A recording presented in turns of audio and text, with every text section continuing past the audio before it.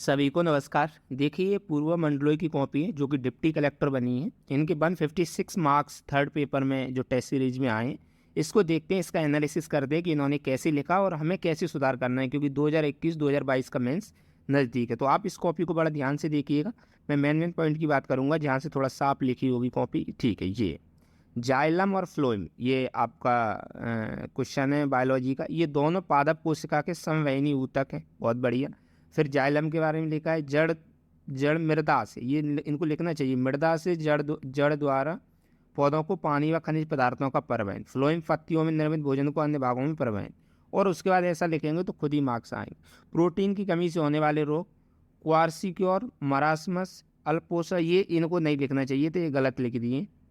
तो ये लिखने चाहिए और इनके बारे में लिख देना चाहिए कि ये बच्चों को होता है और ये जो बड़े बूढ़े उनको हो जाता है, तो ये इन्हीं के बारे में लिख देती है, तो इनके काफ़ी अच्छे मार्क्स आते हैं। मैं आपसे यही सजेस्ट करूँगा कि आप गलत चीज़ मत लिखिए। अगर आपके पास जो कंटेंट है उसी को थोड़ा बढ़ा दीजिए। उससे क्या है, कॉपी भरी भी अच्छी लगेगी और आपकी गलत चीज़ दिमाग में आ जाएगी टीचर की, क्योंकि उनके पास मॉडल आंसर रहते हैं जो चेक करते हैं उनके पास। आधुनिक कंप्यूटर के जनक एलन ट्यूरिंग तो पूरा 3 मार्कर था, तो उन्होंने बता दिया।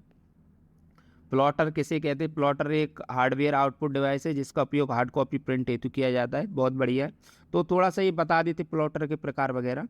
मेटा ये फेसबुक की कंपनी है, तो बस इंटरनेट से संबंध है, ये बढ़िया लिखा है इन्होंने। सम संख्या, ये मैथ के सवाल हैं। वे संख्याएं जो दो उसके गुणक से पूर्णतः विभाजित हो जाएं, 2 4 6 8, देखो पूरे मार्क्स मिलते हैं मैथ में अगर थोड़ा सा भी आप सही लिखेंगे। उसके बाद इन्होंने मैथ के नहीं किए। तो निश्चित रूप से जो साइंस बैकग्राउंड, जो माफ़ कीजिए, जो ह्यूमैनिटी के बैकग्राउंड के व्यक्ति हैं, उनका थोड़ा मैथ कमज़ोर रहता है, तो हो सकता है इनका भी कमज़ोर रहा हो। डीपीटी वैक्सीन के बारे में, जननी सुरक्षा योजना के बारे में इन्होंने कैसे लिखा है, आप स्क्रीन पे देखते जाइए और जहाँ मुझे मेंशन करनी होंगी चीज़ें मैं मेंशन करता जाऊँगा। देखिए, भू स्थिर उपग्रह, अब चित्र जरूर बनाइए। भू स्थिर उपग्रह साफ साफ लिखा है, पृथ्वी की कक्षा के अंदर पूछा गया, पृथ्वी के समान रूप चक्कर लगाते।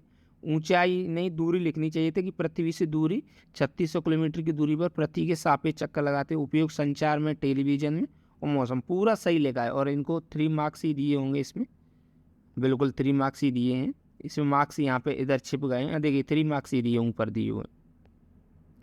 ट्रिप्स, ट्रिप्स लिखाई दिया इन्होंने, ट्रेड लेटर ऑपरेट ऑन, उनकी फुल फॉर्म लिख दिया। फिर विश्व व्यापार बौद्धिक संगठन से संबंधित है।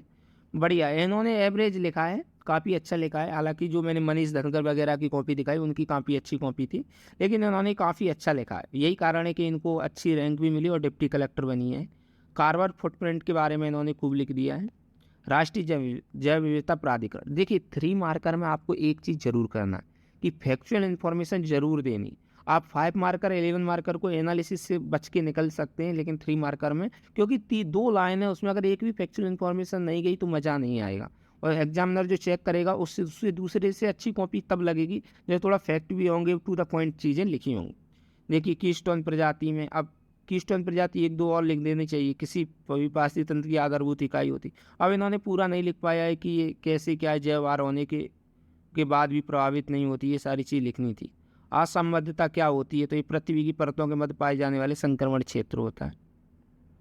इसको आप जरूर देखते जाइए, कॉपी में दिखा रहा हूँ आपको। आप थोड़ा 5 मार्कर देख लेते हैं कैसा लिखा है इन्होंने। अवतल दर्पण के उपयोग लिखिए, तो गोली दर्पण को अवतलित या दशा अवतल दर्पण कहते हैं। इसकी प्रमुख विशेषता, प्रकाश को परावर्तित कर एक स्थान पर एकत्र करने वाले अवशाली दर्पण भी कहते हैं। उसके बाद बाकायदा चित्र बना दिया गया अवतल दर्पण का, और उसके बाद इन्होंने उपयोग बता दिए कि कहाँ कहाँ इसका उपयोग होता है। अच्छा लिखा है, थोड़ा सा और इम्प्रूवमेंट होना चाहिए था, तो अच्छे मार्क्स हैं। संवेग संरक्षण किसे कहते हैं? संवेग बराबर वेग गुणा द्रव्यमान, और इसी से परिभाषा बना देनी चाहिए थी, और फिर उसके बाद उसके नियम से क्या और उदाहरण ये लिख दिया है। बहुत बढ़िया किया है इन्होंने। ठीक है। पदार्थ की अवस्था परिवर्तन संबंधी भौतिक गुण, तो भौतिक गुण इनको पदार्थ की अवस्था बता देनी चाहिए थी कि इतनी अवस्था होती हैं, 5 अवस्था बता देती तो थोड़ा अच्छा लगता। उसके बाद भौतिक गुणों में थोड़ा गलनांक, जैसे ऐसे लिखना था, गलनांक, हिमांक, प्रवणांक, वाष्पन, इनकी मात्रा लिख देते तो काफ़ी अच्छा हो जाता है ये। ठीक है। परमाणु संरचना का रदरफोर्ड मॉडल, ठीक है। इन्होंने सबसे अच्छी चीज़ इन्होंने टेक्निक क्या अपनाई है कि थोड़ा सा जगह भी छोड़ी है, ताकि एक लाइन से दूसरी लाइन तक जाने में थोड़ा अच्छा महसूस हो। ठीक है। ये मिश्रण और यौगिक में अंतर है, ये सही लिखा है तो देखिए 2.5 मार्क्स मिले। ऐसे ज़रूर लिखिएगा जब भी अंतर पूछे तो आधार, और आधार भी अगर नहीं याद है तो कम से कम ऐसे लाइन बीच में ज़रूर खींचिएगा जिससे आपका सही हो जाएगा। अब थोड़ा 11 मार्कर पे देखते, देखो सभी अंतर इन्होंने हार्मोन्स एंजाइम के बारे में आधार इधर कर दिए और ये लिखना थोड़ा आसान हो जाता है इससे। अब देखते हैं 11 मार्कर कैसा लिखा है, ये छोड़ दिए इन्होंने आयुष चिकित्सा। ठीक है, अब 11 मार्कर पे हम चलते हैं। ये तो पूरे इनका देखिए, ऊर्जा से राजा रमन्ना प्रौद्योगिकी केंद्र इंदौर, तो इन्होंने पूरा लिख दिया है, कार्य क्या है, उपलब्धियाँ क्या हैं इनकी।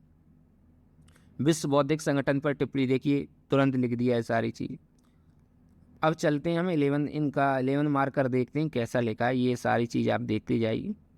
ठीक है, उम्मीद है आपको सही लग रहा होगा। अब देखिए ये है 11 मार्कर 3.2, 6.5 मार्क्स मिले। रासायनिक अभिक्रियाओं के प्रकार उदाहरण सहित समझाइए।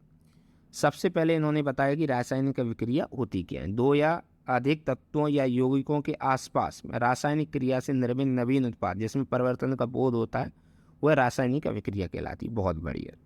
फिर रासायनिक अभिक्रिया में इन्होंने देखिए, इनको ये भी याद था कि उदासीन अभिक्रिया कौन सी होती है, HCl और NaOH मिलेगी तो NaCl और H2O निकल जाएगा इससे। या अम्ल व क्षार की अभिक्रिया इन्होंने ये भी लिख दिया है। उसके बाद इन्होंने ऊष्मा अभिक्रिया, मतलब सारी अभिक्रियाएं जो इनको याद थी वो इन्होंने अच्छे से लिख दी। तो सबसे अच्छी बात है कि कितना याद है आपको कंटेंट और उसको कैसे मैनेज कर रहे हैं, ये सबसे बड़ी चीज़ है। उसके बाद मानव शरीर के लिए पोषक तत्व, तो प्रोटीन, कार्बोहाइड्रेट, वसा, खनिज पहले ही बता दी। थोड़ा सा इनको भूमिका बतानी चाहिए कि ऐसे पोषक तत्वों के बारे में लिख देना चाहिए था कि पोषक तत्वों की परिभाषा क्या है। देखिए इन्होंने यहाँ मेंशन भी किया है कि पोषक तत्वों के बारे में थोड़ा लिख देनी चाहिए। और उसके बाद ये डायग्राम बनाते और फिर हर चीज़ के बारे में लिखते चले जाते तो बहुत शानदार हो जाता। क्वेश्चन 8 मार्क्स का इनका हो जाता, लेकिन फिर भी अच्छी रैंक आई और अच्छा लिखा ही होगा इन्होंने। तो ये थी इनकी कॉपी, उम्मीद है आपको अच्छी लगी होगी। अगर ये पूरी कॉपी आपको देखनी है तो मुझे कमेंट बॉक्स में ज़रूर बताइए, मैं आपको वहाँ पे कमेंट में ही टेलीग्राम मेंशन कर दूंगा, वहाँ से इस कॉपी को आप डाउनलोड कर लेना। तो बहुत बहुत धन्यवाद दोस्तों, जय हिंद, जय भारत।